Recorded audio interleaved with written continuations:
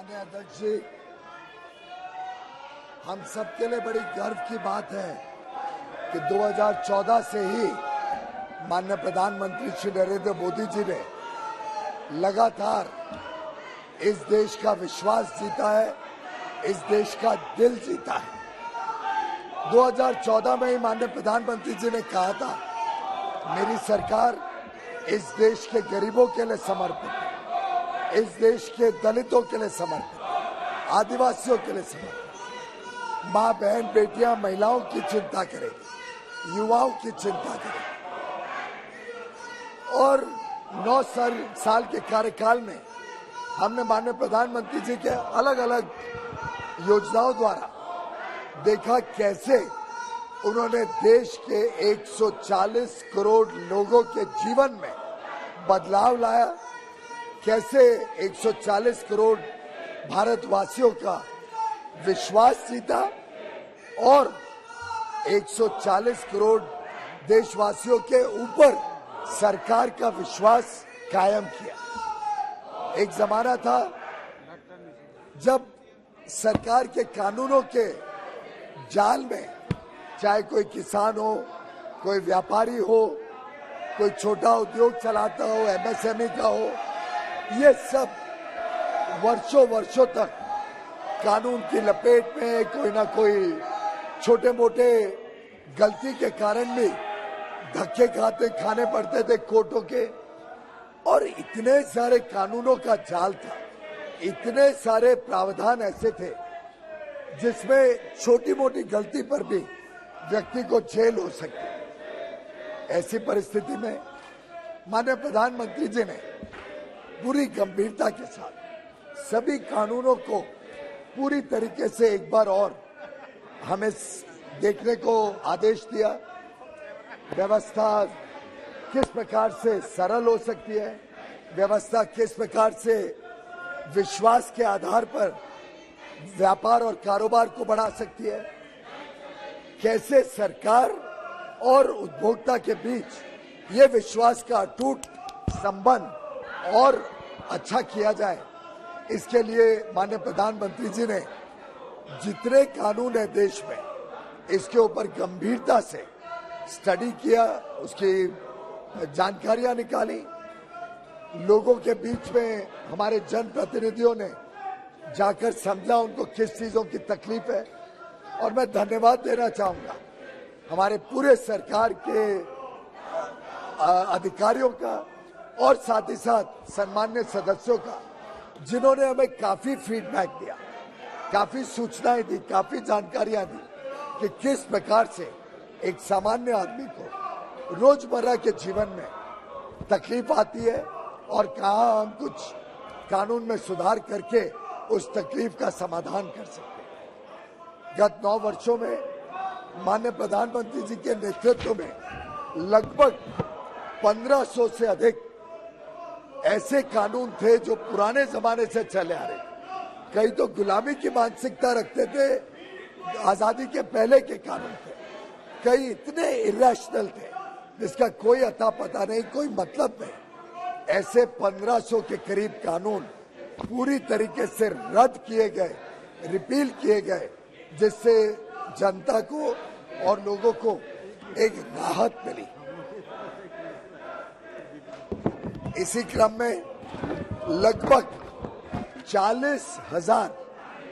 और मैं माननीय सदस्यों को ये बात इसलिए कह रहा हूं कि आप जरूर जनता तक ये बात पहुंचाएं, लगभग 40,000 ऐसे प्रावधान, ऐसे प्रोसीजर, ऐसे प्रोसेस, ऐसे सरकार के दिए हुए प्रावधान थे जिसमें जनता को तकलीफ करने के लिए, तकलीफ देने के लिए बहुत सारी संभावनाएं थी। माननीय प्रधानमंत्री जी के नेतृत्व में सरकार ने गत 9 वर्षों में 40,000 ऐसे कंप्लायंस बर्डन जो लोगों को पूर्ति करनी पड़ती है, ऐसे कंप्लायंस बर्डन को या तो सरल किया या पूरी तरीके से खत्म किया। और एक प्रकार से ईज ऑफ डूइंग बिजनेस, कैसे उद्योग और व्यापार को सरल किया जाए, और ईज ऑफ लिविंग, कैसे सामान्य व्यक्ति के जीवन में और सुविधा पहुंचे और उनको तकलीफ ना हो। ऐसे कई सारे प्रावधान, 40,000 के करीब प्रावधानों को सरलीकरण या पूरी तरीके से रद्द करने का काम किया। इसी क्रम में कई सारे ऐसे प्रावधान देखे जिसमें छोटी मोटी गलती पे भी व्यक्ति को कोर्टों के धक्के खाने पड़ते थे, बहुत सारा पैसा खर्चना पड़ता था उस कानून व्यवस्था के हिसाब से कोर्ट से अपने आप को मुक्त कराने के लिए, और अगर कोई छोटा मोटा फाइन भी लगना होता था तो कोर्ट के माध्यम से लगने के कारण लोगों को तकलीफ होती थी, कारोबार में बाधाएं आती थी, और उसके रहते जो डर का माहौल था, जिस डर के कारण हमारे छोटे दुकानदार, हमारे छोटे ठेले वाले, हॉकर्स, हमारे एमएसएमई सेक्टर में काम करने वाले छोटे उद्योग या उद्योजक, उनको जो तकलीफें आती थी, ऐसे लगभग 3,600 कानूनों को डिक्रिमिनलाइज किया। डिक्रिमिनलाइज यानी उसमें अब उन्हें कोर्ट के धक्के नहीं खाने पड़ेंगे। तो छोटी मोटी गलती हो गई, किसी ने कोई ऐसा छोटा मोटा अपराध कर दिया जिसमें कोई गंभीर किसी के ऊपर नुकसान ना हुआ, तो उन कानूनों को क्रिमिनल ना माना जाए, सिविल लायबिलिटी हो, उनके ऊपर जुर्माना अवश्य हो, जिससे वो आगे ये गलती ना करें, आगे ध्यान रखें, आगे लोगों को तकलीफ ना हो। लेकिन एक फाइन देके या पेनल्टी देके उनको और एक मौका दिया जाए सुधार करने का। और मैं समझता हूँ ये पूरे देश ने इसका स्वागत किया है। पूरे देश में इस विषय के ऊपर आम सहमति है कि इस सरकार ने देशहित और जनहित को सामने रखते हुए ये जो डिक्रिमिनलाइजेशन का सिलसिला किया है, 3,600 कानून में प्रावधान, 3,600 प्रावधान अलग अलग कानूनों में जो डिक्रिमिनलाइज किए हैं, वो वास्तव में बहुत ही सराहनीय काम है, जिसकी मैं आज माननीय प्रधानमंत्री नरेंद्र मोदी जी को बधाई देता हूं, साधुवाद करता हूं। इसी क्रम में फिर एक बार जब हम अलग अलग कानून लेके बैठे तो ध्यान में आया कि लगभग 42 ऐसे कानून है, 42 एक्ट्स ऑफ पार्लियामेंट, जिसमें 183 प्रोविजंस प्रावधान है, जिसमें 19 मंत्रालय, 19 अलग अलग डिपार्टमेंट्स या मंत्रालय जुड़े हुए हैं, जो लोगों को तकलीफ भी देते हैं, जिसमें कई बार गलत काम के भी खबरें आती हैं, और छोटी मोटी गलती के लिए सामान्य कारोबारी को, सामान्य व्यापारी को, सामान्य उद्योग से जुड़े हुए व्यक्ति को या सामान्य जनमानस को तकलीफ आती है। ऐसे 42 कानूनों में जो 19 मंत्रालय या डिपार्टमेंट देखते हैं, उसमें 183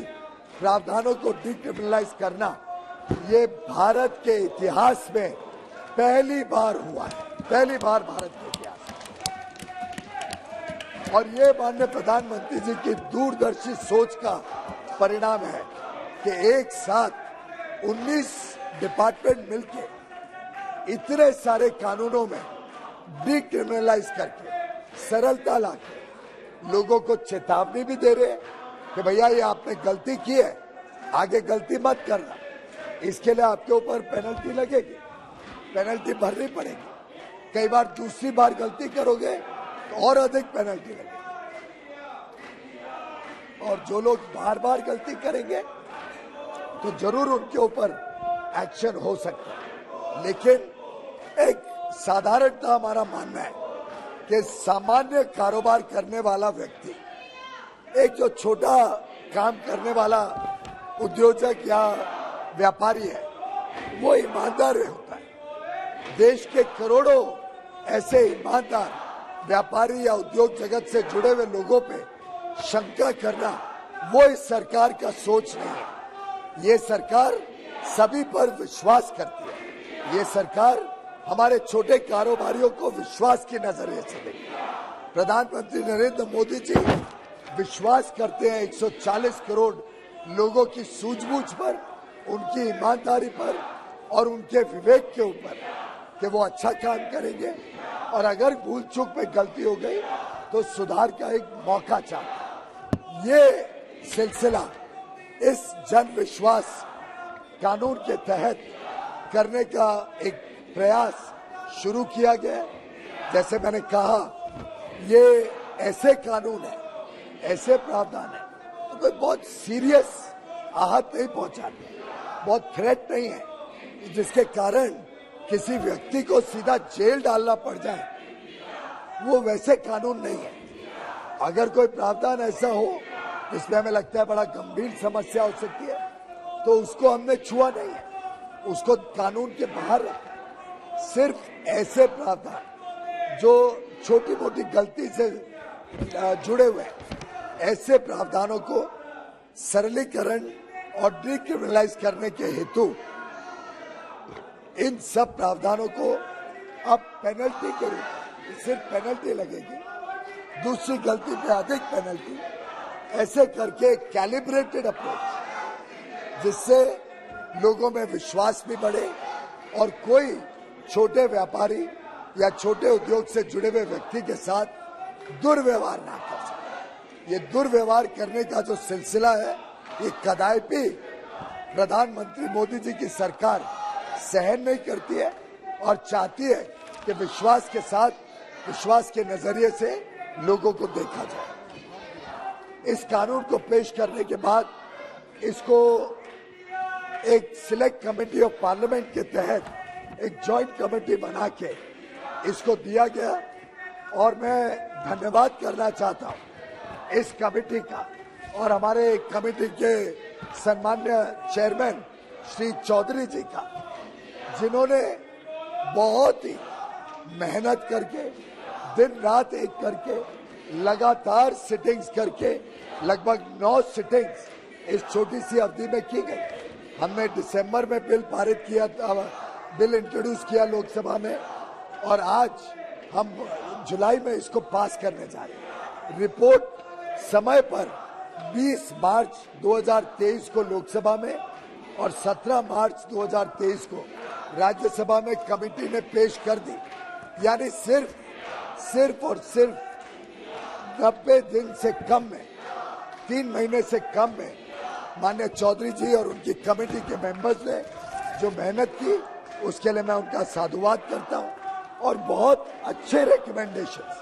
कमेटी के आए, बहुत अच्छे रिकमेंडेशन। उदाहरण के लिए उन्होंने कहा कि जहां पे आपने फाइन रखी है, फाइन को पेनल्टी बना दी जाए, हमने उसको स्वीकार किया। उन्होंने कहा कि एक एडजुडिकेशन मैकेनिज्म और एक एपेलेट अथॉरिटी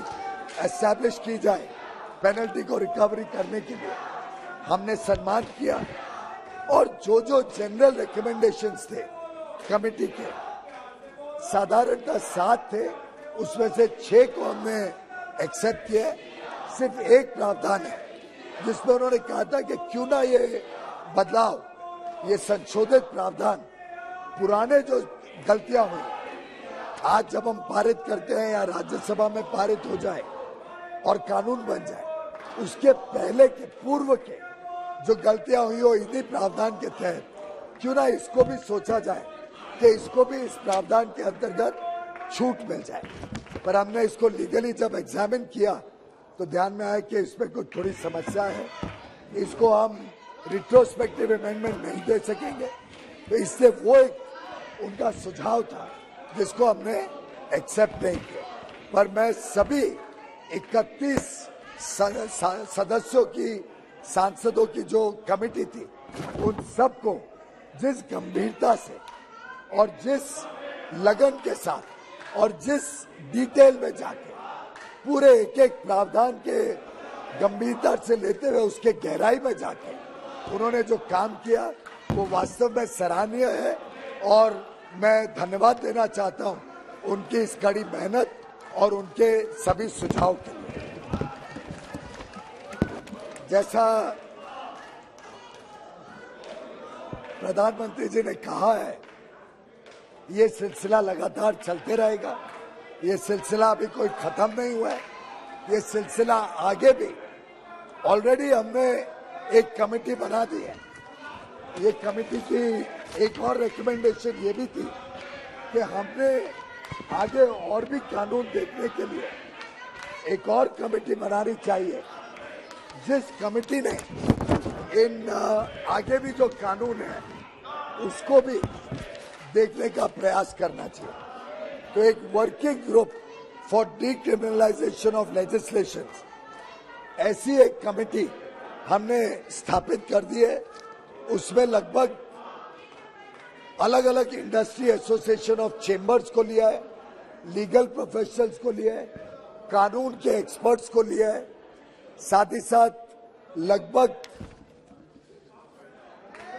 7 डिपार्टमेंट अलग अलग सरकार के, उनको 7 मंत्रालय, उनके अधिकारियों को लिया है, और अलग अलग संस्थाएं, national housing bank, national bank for agriculture rural development, central pollution control board, इन सभी की सदस्यता वाली एक कमेटी बनाई है जो इस सिलसिले को आगे भी चलाएगी। लेकिन आज जो ये कानून जन विश्वास का बिल है, ये जनता के ऊपर प्रधानमंत्री नरेंद्र मोदी और पूरी सरकार और देश का जो विश्वास अटल है, अटूट है, उस विश्वास को दर्शाता है। जो प्रधानमंत्री नरेंद्र मोदी जी की इच्छा है कि भारत विश्व की 3 सबसे बड़ी अर्थव्यवस्थाओं में हमारे तीसरे टर्म में बने, उसके लिए मार्ग बनाने का एक कानून है, जो माननीय प्रधानमंत्री जी का दृढ़ निश्चय है कि भारत को एक विकसित देश, एक समृद्ध देश, हमें आजादी के 100 साल जब हम मनाने के लिए 2047 में सब मिले, तब तक देश एक विकसित देश बने, एक समृद्ध देश बने, एक ऐसा देश जिसमें कोई व्यक्ति को कोई परेशानी ना हो, एक ऐसा देश जिसका अर्थव्यवस्था विश्व की 3 सबसे बड़ी अर्थव्यवस्थाओं में से, एक ऐसा देश जिसमें कोई व्यक्ति गरीब ना रहे, एक ऐसा देश जिसमें हर महिला, हर बेटी, माँ बेटी का सम्मान हो, एक ऐसा देश जिसमें हर युवा युवती को काम करने के अवसर अपार मिले। और उस सपने को पूरा करने के लिए जो प्रधानमंत्री मोदी जी की सरकार दिन रात एक कर, जो माननीय प्रधानमंत्री मोदी जी ने अपना पूरा जीवन समर्पित कर दिया, जिस प्रकार से प्रधानमंत्री मोदी जी ना थकते हैं ना रुकते हैं, जिस प्रकार से मोदी जी ने एक ठान लिया है कि अब ये देश चल पड़ा है, अब इस देश को कोई रोक नहीं पाएगा। अब इस देश के 140 करोड़ लोग, कुछ लोगों को छोड़ देना पड़ेगा शायद उसमें, उनको अपने कर्तव्य भावना का एहसास नहीं हो रहा है, पर साधारणता देश के सामान्य जनमानस के दिल में आज एक ही नाम बैठा है, वो है नरेंद्र मोदी। और नरेंद्र मोदी जी के नेतृत्व में आज ये सरकार इस देश में जो अभूतपूर्व परिवर्तन ला रही है। आज जिस प्रकार से प्रधानमंत्री नरेंद्र मोदी जी ने अलग अलग योजनाओं के द्वारा देश के 140 करोड़ लोगों के जीवन में बदलाव और सुधार लाया है, उस काम में हम सब सहमति से और एकजुट होकर देश के और आगे लेके जाने के काम में जो लगे हैं, जो प्रधानमंत्री जी ने सबका साथ, सबका विकास, सबका प्रयास और सबका विश्वास का नारा दिया है, उसको सामने रखते हुए हम विश्वास के आधार पर सरकार चलाएंगे, विश्वास के आधार पर व्यवस्थाएं चलाएंगे और विश्वास के आधार पर इस देश को नई ऊंचाइयों तक पहुंचाएंगे। आप सब इस बिल का समर्थन करें, ऐसा मैं आपसे अनुरोध करता हूं। आपसे भी मेरा अनुरोध है कि इस महत्वपूर्ण बिल के ऊपर आप भी समर्थन दें, जिससे देश में एक स्वर में आवाज जाए कि पूरा सदन देश का विश्वास जीतना चाहते हैं और देश का विश्वास करते हैं। बहुत बहुत धन्यवाद। बहुत बहुत धन्यवाद। इंडिया टीवी हर वक्त हर जगह डाउनलोड करने के लिए सर्च करें India TV news Google play store या ऐप स्टोर पर।